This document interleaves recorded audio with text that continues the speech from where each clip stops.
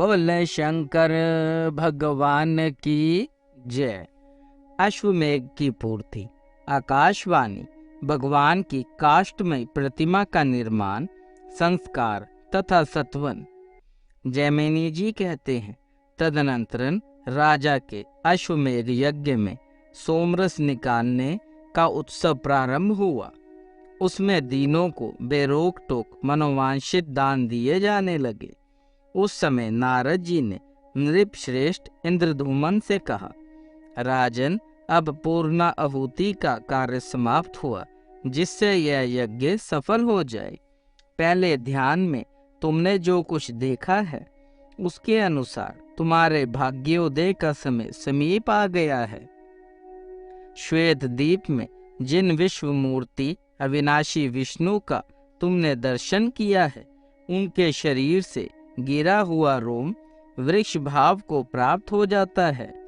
वह इस पृथ्वी पर स्थावर रूप में भगवान का अंशावतार है। भक्त वत्सल्य भगवान अब उसी रूप में अवर्तनीय हो रहे हैं। तुम्हारे ही सौभाग्य से सर्प पापहारी भगवान यहाँ सब लोगों के नेत्रों के अतिथि बनेंगे।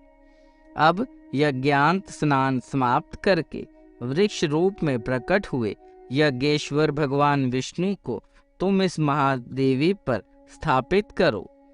इस प्रकार विचार करके नारद और इंद्रधूमन दोनों प्रसन्नता पूर्वक वहां गए और उस वृक्ष को देखकर इसके रूप में साक्षात ब्रह्मा विष्णु प्रकट हो गए, ऐसा मानते हुए सब लोग बड़े प्रसन्न हुए। 4 शाखाओं से युक्त उस चतुर्भुज वृक्ष का दर्शन करके राजा ने अपनी परिश्रम को सफल माना। फिर नीलमणि माधव के अंतर्ध्यान होने का जो शौक था, उसे उन्होंने त्याग दिया और बार बार वह वृक्ष को प्रणाम करके नेत्रों के आनंद के आंसू बहाते हुए राजा ने ब्राह्मणों से उस वृक्ष को मंगवाया। वे लोग माला और चंदन से विभूषित विष्णु के उस दिव्य वृक्ष को महावेदी पर ले आए। नारद जी के कहने के अनुसार राजा ने उस वृक्ष का पूजन किया और पूजा समाप्त करके मुनि श्रेष्ठ नारद जी से पूछा, मुने, भगवान विष्णु की कैसी प्रतिमाएं बनेंगी और उन्हें कौन बनाएगा? नारद जी ने उत्तर दिया, राजन, भगवान की लीला सब लोकों से परे है, उसे कौन जान सकता है। इस प्रकार बातचीत हो ही रही थी कि उस पर आकाशवाणी सुनाई दी। भगवान विष्णु अत्यंत गुप्त रखी हुई महावेदी पर स्वयं अवर्तनीय होंगे। 15 दिनों तक इसे ढक दिया जाए। हाथ में हथियार लेकर उपस्थित हुआ जो यह बूढ़ा बड़ी है, इसे भीतर प्रवेश कराकर सब लोग यत्न पूर्वक दरवाजा बंद कर लें। जब तक मूर्तियों की रचना हो, तब तक बाहर बाजे बजते रहें, क्योंकि रचना का शब्द कान में पड़ने पर वह बहरा बना देने वाला है। कोई भी भीतर प्रवेश ना करे और ना कभी देखने की चेष्टा करे, क्योंकि वहां काम करने वाले के अतिरिक्त जो भी देखेगा, उसके दोनों नेत्र अंधे हो जाएंगे। तत्पश्चात राजा ने उस प्रकार भविष्यवाणी और आकाशवाणी से कहा, वैसी ही व्यवस्था कर दी जाएगी। क्रमशः 15वां दिन आते ही भगवान स्वयं 4 विग्रहों में प्रकट हुए। बलभद्र, सुभद्रा और सुदर्शन चक्र के साथ भगवान जगन्नाथ दिव्य सिंहासन पर विराजमान हुए। भगवान के 4 दिव्य रूप संपन्न हो जाने पर संपूर्ण विश्व के उपकार के लिए पुनः आकाशवाणी हुई, राजन, इन चारों प्रतिमाओं को वस्त्रों से भली भांति आच्छादित करके इन्हें अपने अपने स्वाभाविक रंग की प्राप्ति कराओ। भगवान जनार्दन नील मेघ के समान श्याम वर्ण धारण करे। भगवान बलभद्र शंख और चंद्रमा के समान गौर वर्ण से विराजमान हो। सुदर्शन चक्र का रंग लाल होना चाहिए और सुभद्रा देवी कुमकुम के समान अरुण वर्ण की होनी चाहिए। इन विग्रहों पर पहले का किया हुआ रंग आदि संस्कार छूटने पर प्रतिवर्ष नूतन संस्कार कराना चाहिए। केवल दिव्य वल्कल लेप रहने देना चाहिए। यदि कोई प्रमादवश इस लेप को दूर करेगा तो राज्य में दुर्भिक्ष और महामारी फैलेगी। राजन, तुम्हें भी नग्न रूप में इन मूर्तियों का दर्शन नहीं करना चाहिए। अन्य मनुष्य भी यदि नग्न रूप में देखेंगे तो उनके लिए भी यह भय उपस्थित करने वाली होंगी। नाना प्रकार के लेप से लिप्त एवं विचित्र श्रृंगारों से युक्त मूर्तियों का ही दर्शन करना चाहिए। राजन, तुम्हारे ऊपर कृपा करके भगवान प्रकट हुए हैं और तुम्हारे ही प्रसाद से वे सब जीवों को धर्म, अर्थ, काम, मोक्ष प्रदान करेंगे। नीलाचल पर कल्प वृक्ष के वायव्य कोण में 100 हाथ की दूरी पर और भगवान नरसिंह के उत्तर भाग में जो बहुत बड़ा मैदान है, उसमें अत्यंत सुदृढ़ और 1000 हाथ ऊंचा मंदिर बनवाकर उसी में भगवान की स्थापना करो। पहले इस पर्वत पर जो प्रतिदिन भगवान नील माधव का पूजन करता था, वह विश्वावसु नाम वाला छबर भील वैष्णवों में श्रेष्ठ है। उसके साथ तुम्हारे पुरोहित की मित्रता हो चुकी है। इन्हीं दोनों की संतति को भावी उत्सवों में भगवान के विग्रह पर लेप और संस्कार करने के कार्य में लगाया जाए। इतना कहकर वह दिव्य आकाशवाणी मौन हो गई। उसका उपदेश सुनकर राजा ने प्रसन्नता पूर्वक उसका पालन किया। जब बलराम, श्री कृष्ण, सुभद्रा तथा सुदर्शन चक्र पर आकाशवाणी के कथनानुसार लेप आदि संस्कार हो गए, तब उनकी आकृति बड़ी ही सुंदर हो गई। उसके बाद राजा ने महावेदी का पर्दा खुलवा दिया। फिर सबने रतन सिंहासन पर विराजमान भगवान की झांकी की। वस्त्रालंकारों सहित उन भगवत ग्रहों का दर्शन करके राजा इंद्रदुम्न आनंद के समुद्र में डूब गए और नेत्रों को कुछ कुछ बंद किए प्रेम के आंसू बहाते हुए हाथ जोड़कर खंबे के समान खड़े रहे। तब नारद जी ने राजा से कहा, नृप श्रेष्ठ, कमल के समान नेत्रों वाले इन भगवान जगन्नाथ का दर्शन करो। ये भक्तों का अनुग्रह करने के लिए संपूर्ण ज्ञान की निधि हैं। इन्हीं श्री हरि को देखने के लिए योगी लोग मन को संयम में रखकर सदा प्रयत्न करते रहते हैं। वे ही भगवान विष्णु आज काष्ठमय शरीर में स्थित हो तुम पर अनुग्रह करने के लिए प्रत्यक्ष हुए हैं। इन करुणा सागर भगवान की स्तुति करो। नारद जी के द्वारा इस प्रकार सचेत किए जाने पर राजा इंद्रधूमन ने करुणामय जगन्नाथ का सत्वन किया। दया सागर मुरारे, कहाँ तो ब्रह्मा, रुद्र और इंद्र के मुकुटों में मगन हुए आपके निर्मल युगल चरणाविंद, और कहाँ मैं मल मूत्र रक्त मांस एवं हड्डियों से बना और चमड़े से ढका हुआ मुझ दीन का यह अधम शरीर। ईश इस असार संसार में भटकते रहने के कारण मैं श्रम से व्याकुल हूँ। भला आपको कैसे जानूं? देव, मैंने अपने कर्मों द्वारा सुख भोगने के लिए जिन विषय भोगों का संग्रह किया, वे ही परिणाम में लिए मेरे लिए दुख रूप हो गए। अतः मेरे समान दुखी दूसरा कोई नहीं। प्रभु, यदि मैंने पहले कभी मन से भी आपकी उपासना की होती तो दुख भोगने के लिए बार बार नाना प्रकार के जन्म मुझे क्यों प्राप्त होते?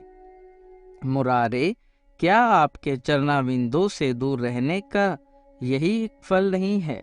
संपूर्ण पृथ्वी के धन से भरा हुआ मेरा खजाना, सेना, मन के अनुकूल सैकड़ों स्त्रियां और निष्कंटक राज्य, यह सब कुछ आपके तत्व ज्ञान से शून्य पशु के तुल्य मुझ अधम के लिए बड़ा भारी पड़ रहा है। इसमें सदा कष्ट ही प्राप्त हुआ है।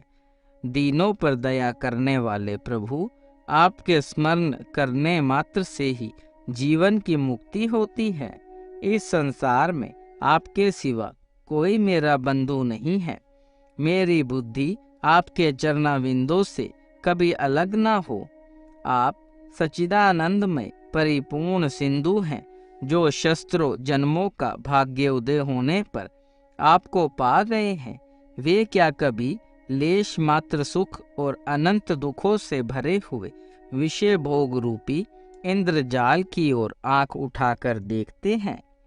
कहाँ तो जिसमें लेश मात्र सुख और अनंत दुखों की खान रूप सैकड़ों ग्रंथियां हैं, ऐसे कर्मों का अटूट बंधन, और कहाँ अनंत अनादि एक एवं आनंद भद्र है आपके पवित्र चरणाविंद।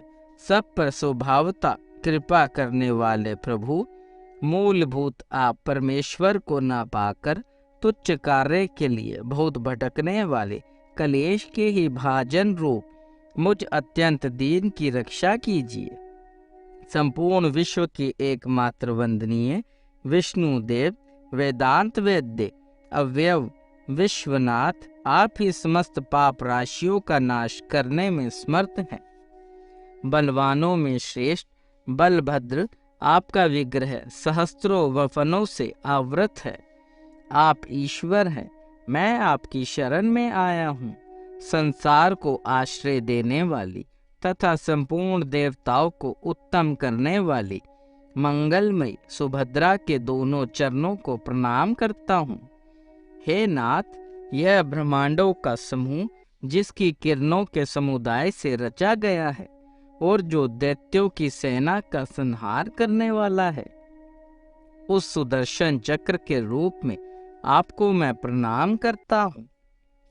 इस प्रकार स्तुति करके श्रेष्ठ राजा इंद्रधूमन ने भगवान को साष्टांगन प्रणाम किया और कहा, अनाथों के बंधु जगन्नाथ, संसार समुद्र में डूबे हुए मुझ दीन तथा दुख शोक से व्याकुल मनुष्य का आप कृपया पूर्वक उद्धार करें। तत्पश्चात नारद जी ने कहा, अपार भवसागर से पार उतारने में तत्पर भगवान नारायण आपकी जय हो, जय हो। सनक, सनंदन और सनातन आदि श्रेष्ठ योगी आपके दिव्य तत्व का चिंतन करते रहते हैं। आप सर्वलोक स्वरूप, सब लोगों को सुख देने वाले, संपूर्ण विश्व के उपकारक तथा समस्त जगत के वंदनीय हैं। कोटि कोटि ब्रह्मा, रुद्र, इंद्र, मरुदगण, अश्विनी कुमार, साध्य तथा सिद्धगण आपकी लीला विलास से उत्पन्न है। संपूर्ण देवता और दानव आपके चरणों में प्रणाम करते हैं। त्रिभुवन गुरु, आप किसी के भी पुण्यता जानने में नहीं आते। आपको नमस्कार है, नमस्कार है। तदनंतरन अन्यायन राजा, वेदों के पारंगत विद्वान, श्रोत्रिय मुनि, ब्राह्मण, क्षत्रिय तथा विद्वान वैश्य जाति के लोगों ने भी वैदिक सूत्रों, स्तोत्रों, पौराणिक स्तुतियों और स्वचरित कविताओं से जैसे बना उसी प्रकार बलभद्र और सुभद्रा के साथ कमल नयन भगवान श्री कृष्ण का सत्वन किया। इसके बाद राजा ने पुरोहित से जी भगवान वासुदेव की पूजा के लिए सामग्री संग्रह करने को कहा। फिर नारद जी के उपदेश से स्वयं राजा ने ही विधि एवं मंत्रोच्चारण के साथ क्रमशः उन सब विग्रहों का पूजन किया। द्वादक्षर ओम नमो भगवते वासुदेवाय मंत्र से बलभद्र जी की पूजा की। इसी मंत्र के द्वारा उपासना करके ध्रुव जी ने परम उत्तम स्थान प्राप्त किया। पुरुष सूतक से राजा ने यथाशक्ति भगवान नारायण की पूजा की। देवी सूतक से सुभद्रा का और सुदर्शन संबंधनियों से ऋचा से सुदर्शन चक्र का पूजन किया। इस प्रकार अपने वैभव के अनुसार भक्ति पूर्वक उन सब की पूजा करके भगव प्रीति के लिए उन्होंने श्रेष्ठ ब्राह्मणों को दान दिया। इसके बाद राजा ने शुभ समय एवं शुभ नक्षत्र में नारद आदि श्रेष्ठ ब्राह्मणों की पूजा करके स्वशिष्ट वाचन कराया और जगन्नाथ जी का स्मरण करते हुए वास्तु पूजन पूर्वक शिल्पी का भी पूजन किया। भगवान विष्णु के उस काष्ठमय अवतार को देखकर कृतार्थ हुए पाप रहित राजा को इंद्रधूमन ने बड़े आदर के साथ विदा किया। बोल शंकर भगवान की जय। देव देव महादेव करुणा निधान भक्त वत्सल्य शिव शंकर भोलेनाथ प्रसन्न होई ये त्रिलोकीनाथ सदैव अपने चरणाविंदों में लगाए रखे, सद्बुद्धि प्रदान करे। सृष्टि के कर्ता धर्ता संहार हरता, आपसे ही जीवन आपसे ही मरण महादेव। बच्चा पुल्लनहार तुसी बख्शनहार त्रिलोकीनाथ, कृपा दृष्टि बनाए रखे। हर हर महादेव।